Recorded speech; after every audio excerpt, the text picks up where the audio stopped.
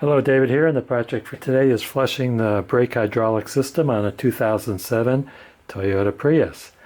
I've already got the car jacked up, wheels off, car's securely on jack stands. I inspected the rear brake drums, removed the dust, and washed all the dust out with brake clean. I inspected the brake shoes. There's about 1/8 of an inch of lining left on the shoes, so I think they'll be good for a little bit. First thing I'm going to do is I'm going to vacuum out the brake fluid in the master cylinder.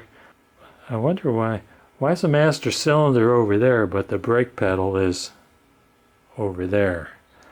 I don't know how that happens, but that's the way it is.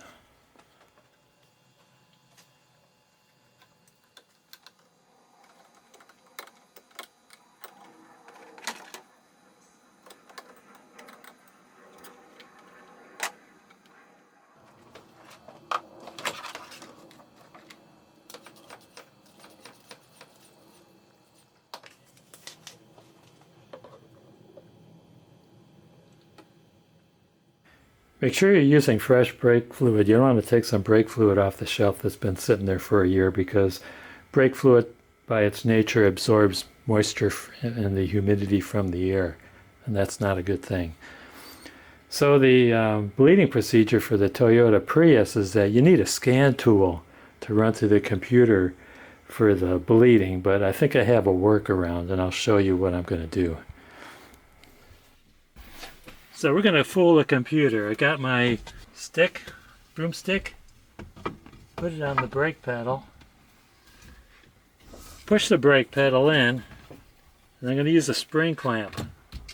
Clamp it to the steering wheel. There we go. You'll notice that the brake lights will be on, but at least this way you can bleed the system without the scan tool. Okay, got an 8mm wrench on the bleed valve. Going to hook up a hose and a jar. And the cool thing about this system is you don't need anyone pumping on the pedal, and you don't need the MightyVac vacuum tool or any kind of vacuum pump. The computer will sense something, and it starts pumping the fluid through once you open the valve. Watch this.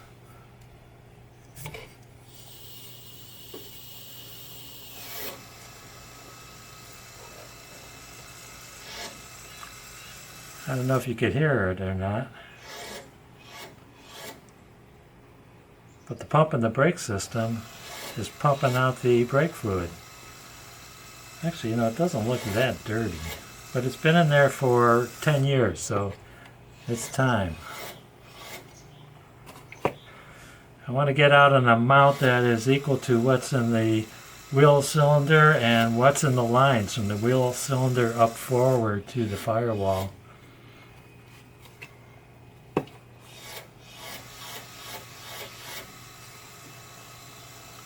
And when I close the valve, that pump's going to shut off.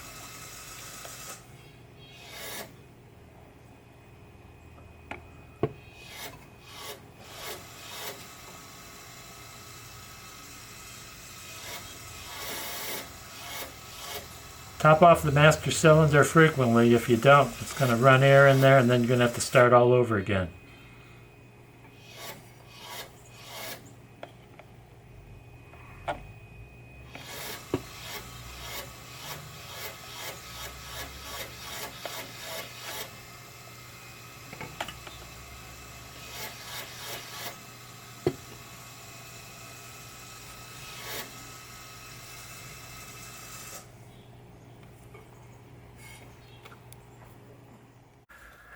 Okay, I finished the right rear, topped off the master cylinder. I'm at the left front now. I like to start at the back furthest away from the master cylinder and then go up to the front one on the diagonal system. We have a dual diagonal system where the left front and the right rear are on one system, and the right front and the left rear are on a separate circuit, and that's in case the line breaks. Supposedly you'll have even braking.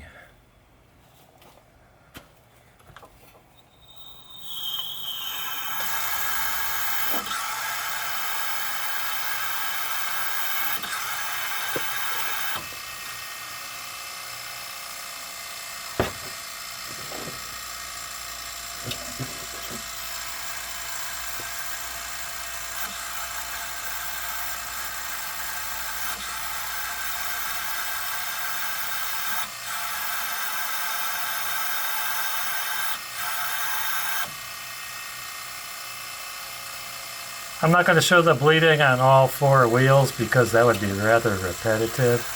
So I'm going to stop filming when I'm done with this left front wheel. Okay, all 4 wheels are done. Just going to top off the master cylinder.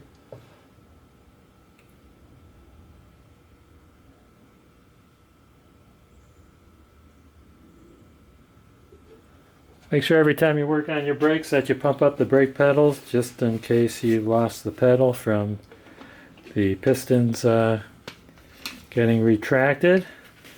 I found out when I did my last brake job, or my last brake flush rather, I used the vacuum pump, and really had to pump up those brakes, and the reason for that is the vacuum was actually sucking the caliper pistons in, which made me lose the brake pedal. So that's why you always check the brake pedal and pump it up. The brakes here are good and hard, and they're ready to go. Don't forget never to spill brake fluid on your paint. If you do, wipe it up right away because the brake fluid eats away at the paint. I want to thank you guys and gals for watching. Don't forget to hit like, subscribe, and ring that bell for more great videos from David GPO.